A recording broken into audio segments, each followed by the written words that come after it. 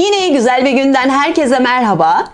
Örgü tekniklerini vermemi istiyorsunuz. Sizin işinizi kolaylaştırdığını söylüyorsunuz. Bu da beni çok mutlu ediyor.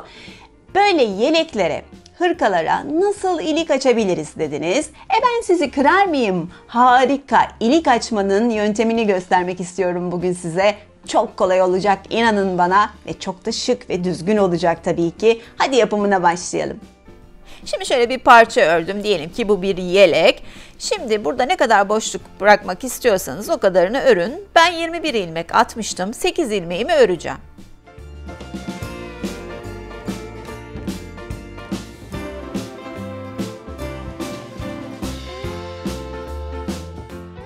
Ve geldik iliği açmaya. Bir tane ilmeğimi örüyorum. Ve diğer taraftan bir tane ilmeği onun üzerinden atlattırıyorum. Bir tane bakın kesmiş oldum. Bir ilmeğimi örüyorum. O diğer hemen yanındaki ilmeği onun üzerinden atlatıyorum. Olay bu kadar basit. Ve 2 tane ilmek eksiltmiş oldum. Bakın harika, zincir zincir eksiliyor. Tekrar diğer ilmeğimi örüyorum. Ve şu ilmeğimi üzerinden atlatıyorum. 3 ilmek eksilttim. Aslında bir ilik için, bu kalınlıktaki yün için bu boşluk yeterli. Ama 4 tane yapalım. Çok daha net görebilin. Şöyle üzerinden atlatıyorum ve eksiltmiş oluyorum. Bakın ilik için alt yuvamızı yapmış olduk. Diğer ilmeklerimi sonuna kadar örüyorum. Şimdi görüyorsunuz harika zincir zincir eksiltmiş olduk. İlik için yuvamızı hazırladık.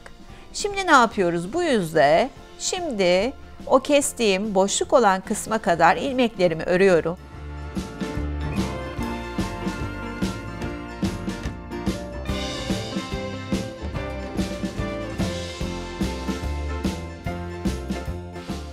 Ve eksiltmiş olduğum 4 ilmeği tekrar çıkartacağım.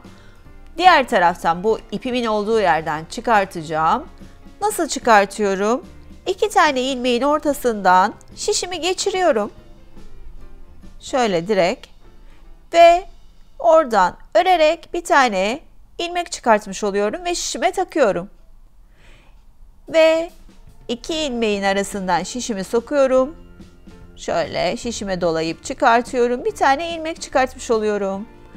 Şimdi 4 tane ilmek eksiltmiştim. 5 tane ilmek çıkartacağım. Bunun nedenini de biraz sonra size anlatacağım. Bir tane fazla atıyorum. Yani bir tane fazla ilmek çıkartıyorum.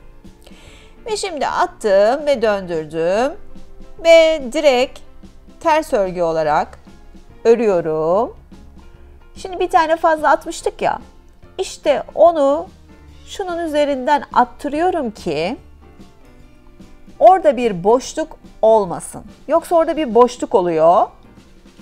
Ve böylece şimdi o kenarda bir boşluk olmadan iliğimiz hazır olmuş olacak. O yüzden bir tane fazla ilmek çıkarttım.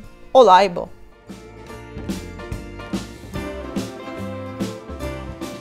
Sıra sonuna kadar tüm ilmeklerimi ördüm. Şimdi iliğe gelene kadar ki ilmeklerimi de öreyim.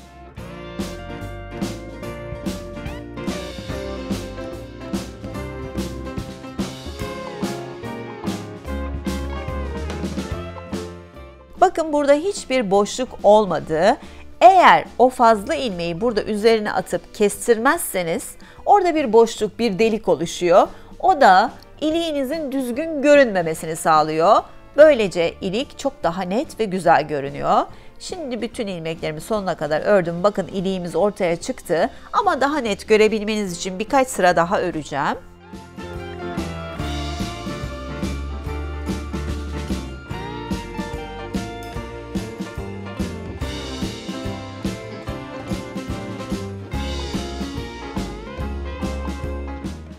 Birkaç sıra örünce ilik daha net gözüküyor değil mi?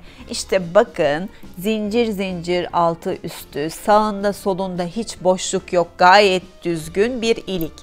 İşte gördüğünüz gibi ilik açmak bu kadar kolay. Umarım beğenmişsinizdir. Yorumlarınızı sabırsızlıkla bekliyorum. Bu videoda da sizinle ilk defa karşılaştık ve tanıştıysak, bundan sonra yapacaklarından haberdar olabilmek için kanalıma sakın abone olmayı unutmayın. Yine güzel değişik projelerde görüşmek üzere. Şimdilik hoşça kalın.